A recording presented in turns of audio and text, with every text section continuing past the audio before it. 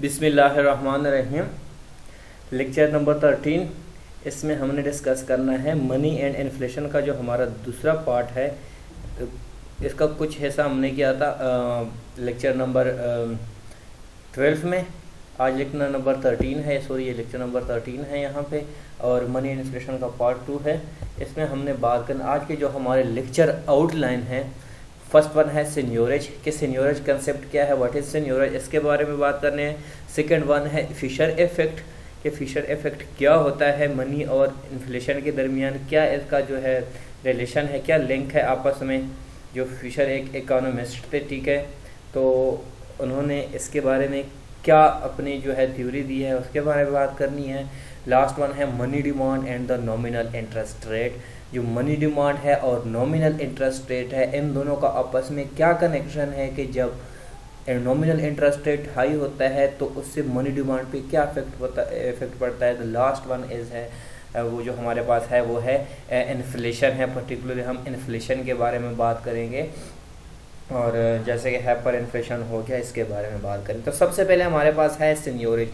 तो सीनियोरेज क्या है हमारे पास, सीनियोरेज देखें जब गवर्नमेंट को जो सोर्स है ऑफ रेवेन्यू है वो है मोस्टली द टैक्स कलेक्शन, ठीक है। टैक्स रेवेन्यू जो है, ठीक है, वो सोर्स ऑफ इनकम है गवर्नमेंट का, जो कि एक बहुत ही इम्पॉर्टेंट है, ठीक है, कि गवर्नमेंट की जितने भी एक्सपेंडिचर होते हैं वो अपने टैक्स रेवेन्यू से ही वो क्या करते हैं, फुलफिल करते हैं। लेकिन अगर गवर्नमेंट के जो एक्सपेंडिचर जो है वो इंक्रीज कर जाते हैं, ठीक है, और उनका जो टैक्स रेवेन्यू है वो कम पड़ जाता है, ठीक है, तो इस कंडीशन में जो है गवर्नमेंट क्या करती है, गवर्नमेंट कुछ ऐसा करती है कि गवर्नमेंट जो है वो मनी प्रिंट करती है, ठीक है। वो जो मनी प्रिंट करती है गवर्नमेंट अपने कंडीशन को, अपने एक्सपेंडिचर को फुलफिल करने के लिए, तो उसको क्या, उस कंसेप्ट को क्या कहते हैं, सीनियोरेज कहते हैं, ठीक है। कि जो प्रिंटिंग मनी है, ज़्यादा मनी प्रिंट करते हैं, ठीक है, कि उस कंट्री की जो है वो फुलफिल हो जाए, तो उसको क्या कहते हैं, सीनियोरेज कहते हैं, ठीक है। अब सीनियोरेज का जो है देखिए यहाँ पे to spend more without raising taxes, ठीक है। अगर आपकी एक्सपेंडिचर इंक्रीज कर जाए, ठीक है, बट आप अपने टैक्सेस को जो है इंक्रीज ना करें, ठीक है, या अपने जो बॉन्ड्स है गवर्नमेंट के पास है वो सेल ना करें, ठीक है, और तो फिर गवर्नमेंट क्या करती है, उनके पास एक ऑप्शन रहता है कि वो मनी को प्रिंट करती है गवर्नमेंट, ठीक है, और मनी को प्रिंट करते हुए वो अपने बाकी एक्सपेंडिचर को क्या करती है, फुलफिल करती है, ठीक है।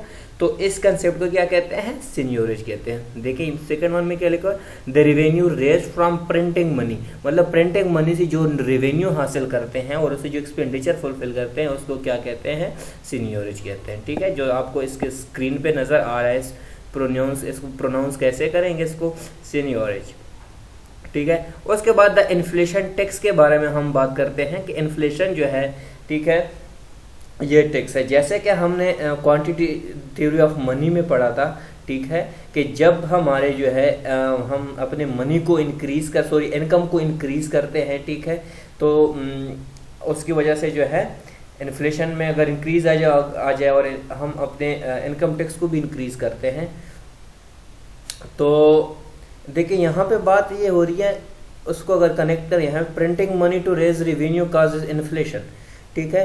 क्वांटिटी थ्योरी मनी में हमने ये पढ़ा था कि अगर हम अपने जो है प्रिंटिंग मनी जो है डिमांड उसको अगर हम ज़्यादा करें, ठीक है, तो फिर क्या होगा, इन्फ्लेशन भी हाई हो जाता है, ठीक है।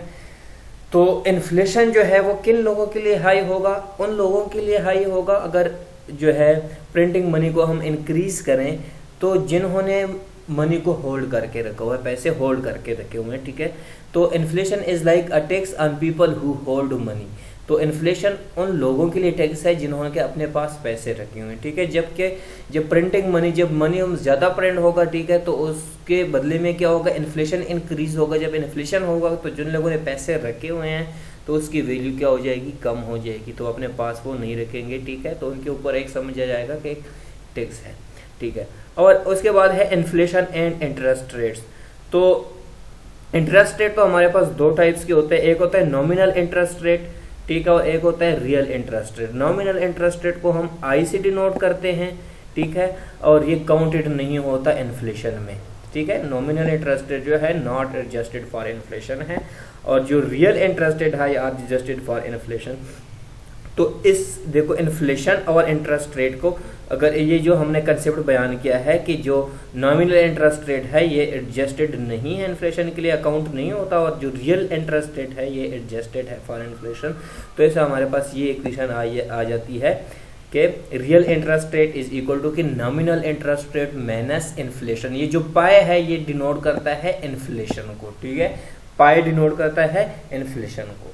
आगे अगर हम बात करें द फिशर इफेक्ट के बारे में, द फिशर इफेक्ट देखें I is equal to R plus pi, ठीक है। ये जो पिछले हमारे पास स्लाइड्स में है, इसको अगर हम इसमें से आई की वैल्यू निकाल दें, नॉमिनल इंटरेस्ट रेट की वैल्यू निकाल दे, तो हमारे पास आ जाता है आर प्लस पाई, जो कि पाई डिनोट करता है इन्फ्लेशन रेट को, ठीक है। तो हमारे पास डिटर्मिनेंट है जो इक्विलिब्रियम हमारे पास क्या होता है कि जब हमारे पास सेविंग्स जो है वो इन्वेस्टमेंट की इक्वल आ जाती है, ठीक है। जब ये डिटर्मिनेंट हो तो फिर हमारे पास जो है ये किस चीज़ को डिटरमाइन करता है, जो हमारे पास रियल इंटरेस्ट रेट है, जो कि एक इम्पॉर्टेंट रोल प्ले करता है इक्विलिब्रियम में, ठीक है। Hence an increase in pi causes in equal increase in I. तो इसका मतलब ये हुआ कि जितनी भी हम इन्फ्लेशन, जितनी इंक्रीज इन्फ्लेशन में हो इतनी ही इंक्रीज किस में होगा, नॉमिनल इंटरेस्ट रेट में, ठीक है। कि लेट सपोज इन्फ्लेशन में 5% इंक्रीज है तो नॉमिनल रेट में भी 5% ही इंक्रीज होगा, ठीक है। तो ये नॉमिनल इन्फ्लेशन और नॉमिनल का आपस में जो 1/1 रिलेशनशिप है इसको कहते हैं द फिशर इफेक्ट, ठीक है। This 1-for-1 relationship is called the Fisher effect. आगे अगर देखें टू रियल इंटरेस्ट रेट हैं, देखें इससे पहले हम बात करते हैं इन्फ्लेशन रेट की। कौन कौन से हैं, एक हमारे पास है देखें एक्चुअल इन्फ्लेशन है, ठीक है। पाई किस चीज को डिनोट करता है, एक्चुअल इन्फ्लेशन रेट को, ठीक है। यहाँ पे लिखा हुआ है pi not known until after it has occurred. जब ये प्रिवेल नहीं करता, जब तक ये हमारे पास इकोनॉमी में आकर नहीं होता तब तक हम पाई को डिनोट नहीं कर सकते, ठीक है ना। हम देखें दूसरे वन है पाई ई। पाई ई का मतलब है एक्सपेक्टेड इन्फ्लेशन, जो है एक्सपेक्टेड इन्फ्लेशन रेट जो है। देखिए अब इंटरेस्ट रेट की अगर बात करें, ठीक है, अगर हम नॉमिनल में से एक्सपेक्टेड इन्फ्लेशन को लेस करते हैं, माइनस करते हैं, तो हमारे पास आ जाता है X and real interest rate, ठीक है।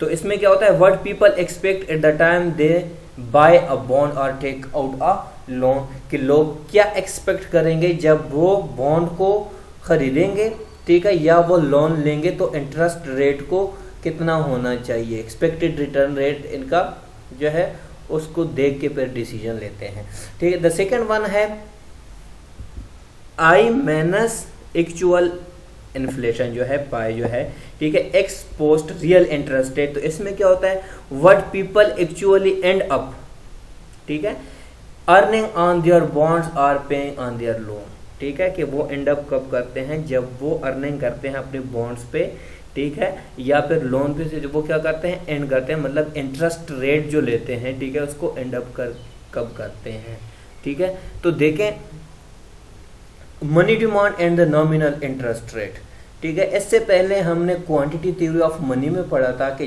जैसे कि हमारे जो है डिमांड फॉर मनी इंक्रीज हो जाता है, ठीक है, तो हमारे रियल इनकम जैसे इंक्रीज हो जाती है, डिमांड फॉर मनी भी इंक्रीज हो जाती है, ठीक है।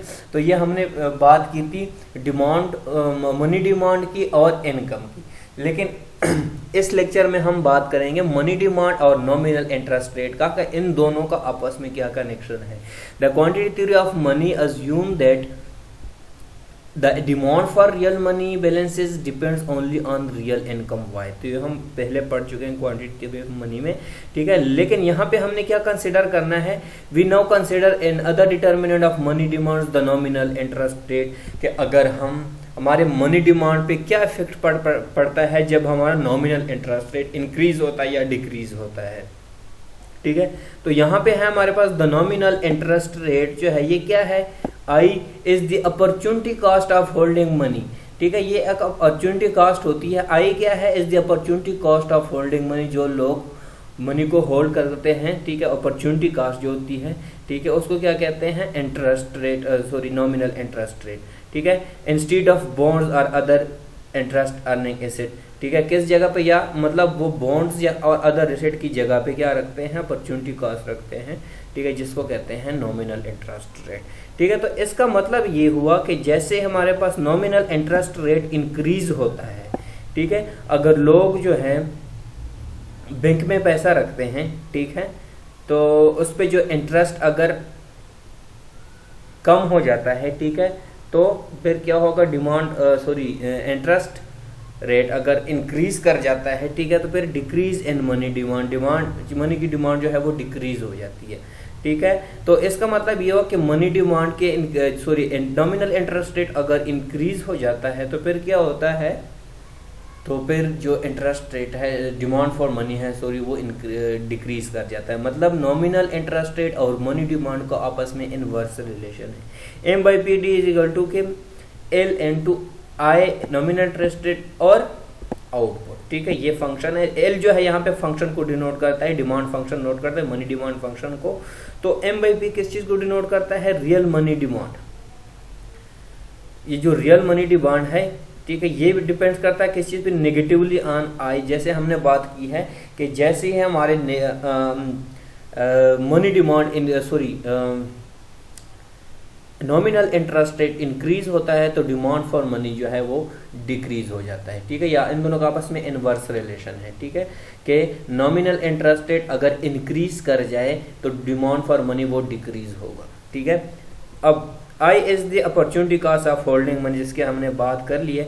और दूसरी बात है real money demand depends on Y, positively on Y. तो जैसे हमने क्वांटिटी थ्योरी ऑफ मनी में पढ़ा था कि जैसे हम अपने इनकम को इंक्रीज करते हैं तो डिमांड फॉर रियल मनी जो है वो भी इंक्रीज हो जाता है। तो फिर क्या होता है, जब डिमांड फॉर मनी इंक्रीज हो जाए, ठीक है, इनकम लोगों की इंक्रीज हो जाए, तो फिर लोग क्या करते हैं, मोर स्पेंडिंग करते हैं और ज़्यादातर वो क्या करते हैं, नीड मोर मनी, ठीक है। जैसे कि उनकी इनकम बढ़ जाती है तो उनकी डिमांड फॉर रियल मनी जो है वो इंक्रीज हो जाती है, ठीक है। जैसे कि हमने यहाँ पे बात की है एल की, कि L is use for the money demand function because money is the most liquid asset. जो ये जो है एल जो है ये किस चीज़ के लिए होता है, मनी डिमांड फंक्शन के लिए यूज होता है, ठीक है, जो कि मोस्ट लिक्विड एसेट है। उसके बाद हम बात करते हैं मनी डिमांड के बारे में, ठीक है, कि M by P demand for money जो है, ठीक है, वो इज इक्वल टू हमने देख लिया है कि money demand function of nominal interest rate and output, ठीक है। अगर हम आई की जगह पे, जैसे हमने पिछली स्लाइड में देखा कि I is equal to R plus pi, ठीक है, लेकिन यहाँ पे हम वैल्यू पुट करते हैं पाई ई की। लेकिन पाई ई की वैल्यू हम क्यों पुट करते हैं, ठीक है, वो इस वजह से पुट करते हैं कि जो इन्फ्लेशन होगा उसकी वजह से, जो एक्सपेक्टेड इन्फ्लेशन को हम मेजर नहीं कर सकते, ठीक है, एक्सपेक्टेड जो एक्चुअल इन्फ्लेशन है उसको मेजर नहीं कर सकते, ठीक है, कि हमें बॉन्ड को जो है या हमारे पास या मनी है उसको हम होल्ड करें या ना करें, ठीक है। लेकिन इस वजह से हम पाई ई को यहाँ पे पुट करते हैं और पाई को यहाँ पे पुट नहीं करते, ठीक है। When people are deciding whether to hold money और बॉन्ड्स, ठीक है, they don't know what inflation will turn out to be, ठीक है, उनको इन्फ्लेशन के बारे में पता नहीं होता, ठीक है, एक्चुअल इन्फ्लेशन के बारे में, तो वो एक्सपेक्टेशन करते हैं, इस वजह से एक्सपेक्टेड इन्फ्लेशन पाई ई की हमने वैल्यू यहाँ पे लगा दी। Hence the nominal interest rate relevant for money demand R plus I E. जो नॉमिनल इंटरेस्ट रेट है वो रिलेवेंट है किसके साथ, एक्सपेक्टेड रिटर्न के साथ।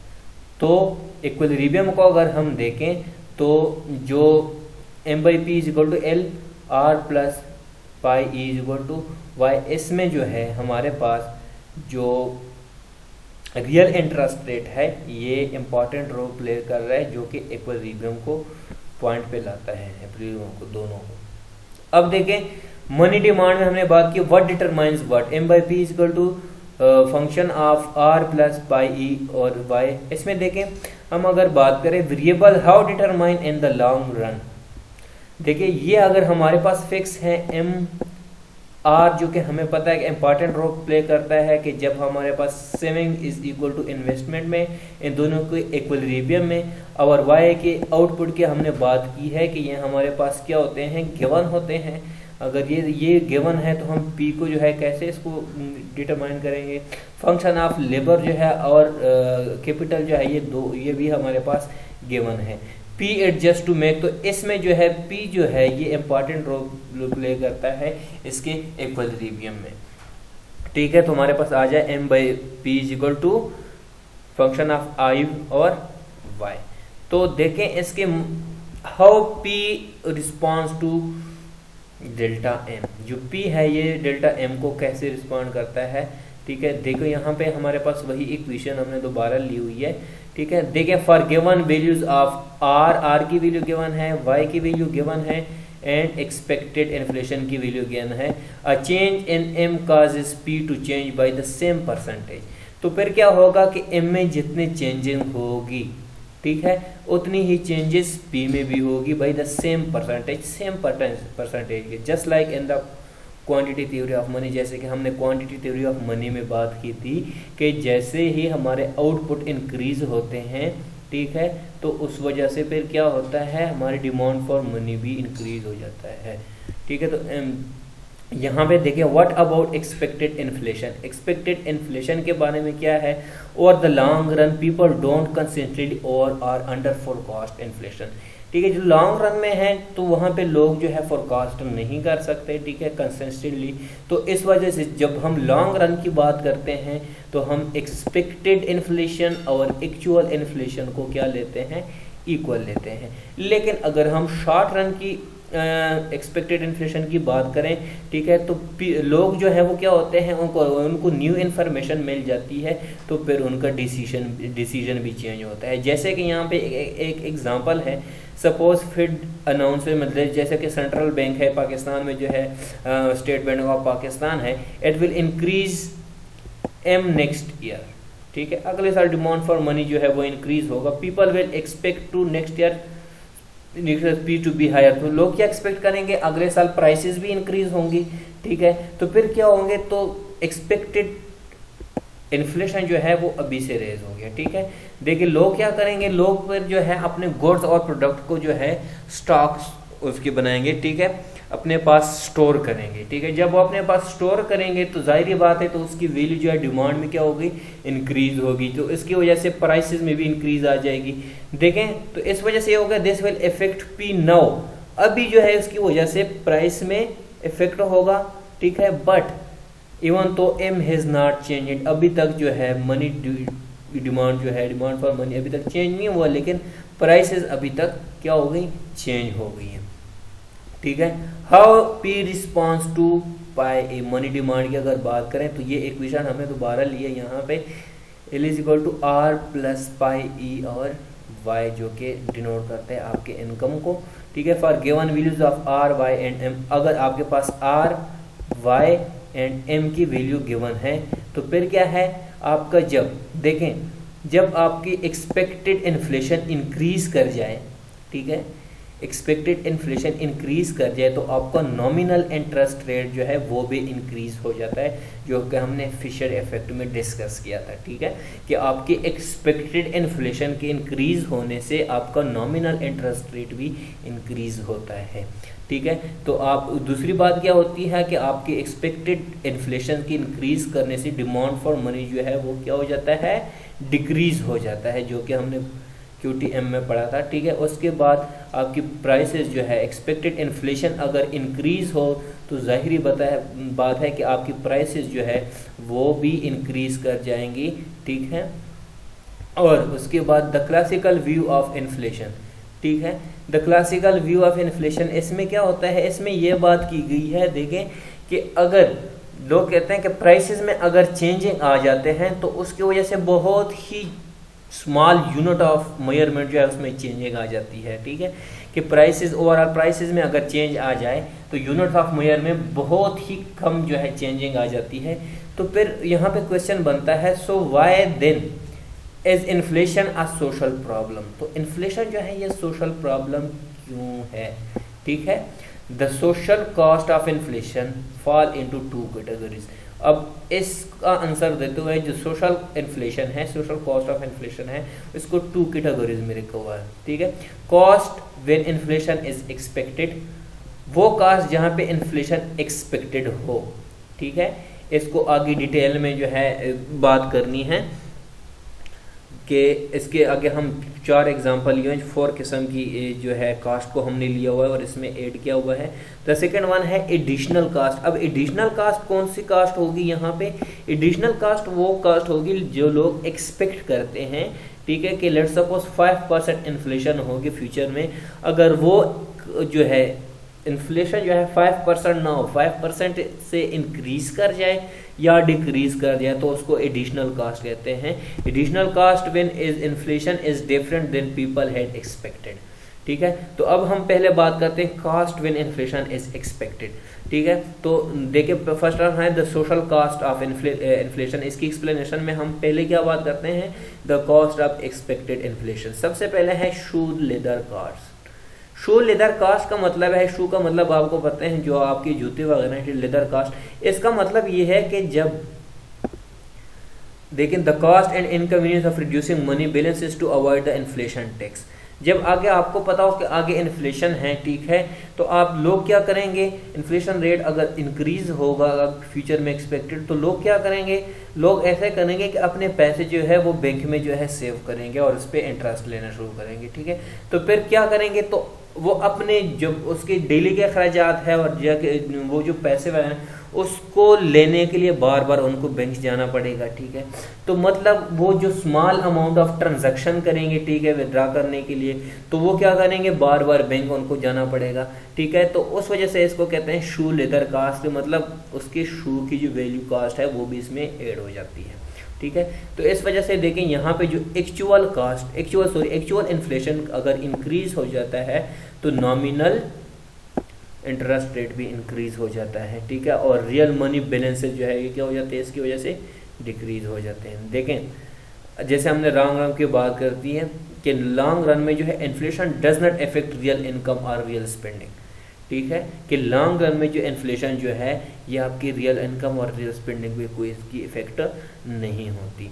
But so the same month spending but lower average money holding means more frequent trips to the bank, ठीक है। जैसे हमने ऊपर बैंक की कि आप फ्रीक्वेंट जो है जब लोग पैसा बैंक में रखेंगे तो हर जो है ट्रांजैक्शन के लिए छोटे मोटे जो खर्चे होते हैं उनके लिए बैंक जाना पड़ेगा to withdraw small amount of cash के लिए।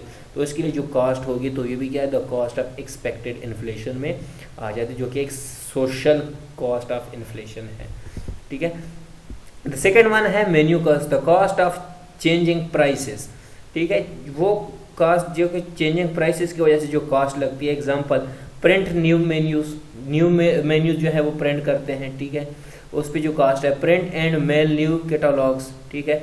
The higher is inflation the more frequently firm must change their prices and incur these cost, ठीक है। जैसे कि इन्फ्लेशन इंक्रीज हो जाती है तो उसकी वजह से जो फर्म्स है, ठीक है, वो अपनी प्राइसेस को जो है उस कास्ट के हिसाब से चेंज करते हैं, ठीक है। तो हर कंपनी के जो है अपनी प्राइसेस वो तो अलग चेंज करते हैं। रिलेटिव प्राइसेस डिस्टोर्शन में हम इसकी बात करते हैं, थर्ड वन, जो कि एक सोशल कॉस्ट ऑफ इन्फ्लेशन का पार्ट बन जाता है, ठीक है। रिलेटिव प्राइस डिस्टोर्शन में अगर देखें, firms facing menu cost changing prices infrequently, ठीक है। देखें अगर फर्म्स जो है वो इनफ्रीक्वेंटली प्राइसेस को चेंज नहीं करती, ठीक है, फ्रीक्वेंटली प्राइसेस को चेंज नहीं करती, क्योंकि फर्म्स जो है वो अपना एक टाइम डिसाइड किया होता है कि इस टाइम के अंदर अंदर मैंने अपने प्राइसेस को चेंज करना है, ठीक है। लेकिन यहाँ पे देखिए एक सपोज है, एग्जांपल है, suppose a firm issues new catalogue each January. एक फर्म है जो कि हर जनवरी को अपने कैटलॉग को चेंज करती है, ठीक है। Is the general price level rises through out the year the firms relative price will fall. तो फिर क्या होता है कि अगर उस ईयर में जो है इन्फ्लेशन रेट हाई हो जाता है, ठीक है, तो फिर उसके जो प्राइसेस है वो तो क्या हो जाते हैं? कम हो जाते हैं, क्योंकि न्यू जो प्राइसेस होंगे इन्फ्लेशन की वजह से वो उससे ज़्यादा होंगी, ठीक है। तो इस वजह से क्या होता है, ये भी एक कास्ट जो है इनको बियर करनी पड़ती है फर्म वाले को। ठीक है। लेकिन क्या होता है, different firms change their prices at different time. ज़रूरी नहीं है कि वो जनवरी को चेंज करें, हर फर्म का जो है अपना एक टाइम होता है, उस पर अपने प्राइसेस को चेंज करते हैं, leading to relative price distortion, जिसकी वजह से होता है which cause macro economics inefficiency in the allocation of resources in economy. ठीक है। अब देखिए, अगर the social cost of inflation में जो फोर्थ वन है वो है अनफेयर टैक्स ट्रीटमेंट। इसमें क्या होता है, some taxes are not adjusted to account for inflation.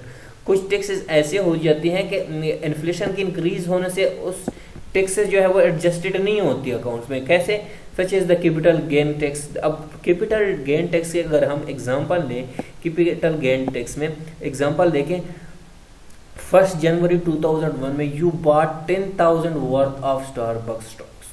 ठीक है, $10,000 के लेट्स सपोज आपने जो है स्टारबक्स जो है ये स्टॉक खरीदा है। ठीक है, तो 31 दिसंबर 2001 को आपने क्या कर दिया है, 11,000 के आपने क्या कर दिया, इसको सोल्ड आउट कर दिया।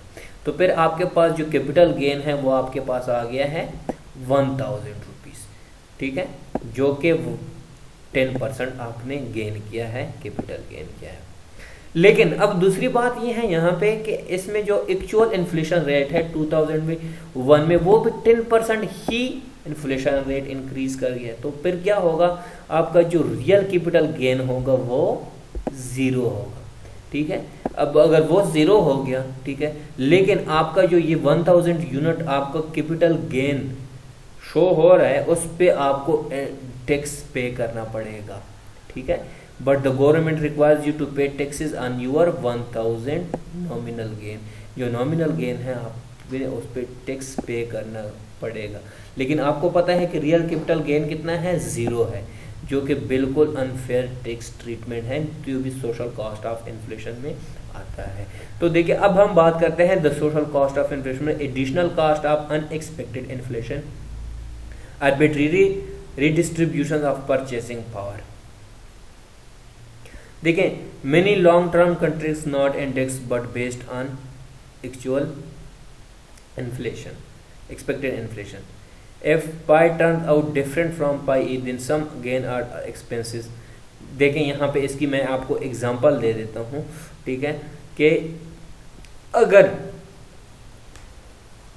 पाए जो है आपकी जो एक्चुअल इन्फ्लेशन है वो आपकी इंक्रीज हो जाती है एक्सपेक्टेड इन्फ्लेशन से, तो फिर क्या इसका इफेक्ट होता है। अगर इसकी अपोजिट देखें, एक्चुअल इन्फ्लेशन अगर डिक्रीज कर जाती है आपके एक्सपेक्टेड इन्फ्लेशन से, तो फिर क्या होता है। देखिए यहाँ पे हमारे पास देखें एग्जांपल लेते हैं हम बोरोवर्स एंड लेंडर्स की। अब actual inflation is greater than expected inflation, तो फिर क्या होगा, देन आर माइनस पाई जो है real interest rate minus actual inflation will be less than R minus expected inflation. तो इसमें क्या होगा, purchasing power is transfer from lenders to borrowers. तो इसमें जो बोरोवर्स हैं इसको क्या होगा, बेनिफिट होगा, क्योंकि एक्चुअल इन्फ्लेशन जो है वो इंक्रीज कर गया आपके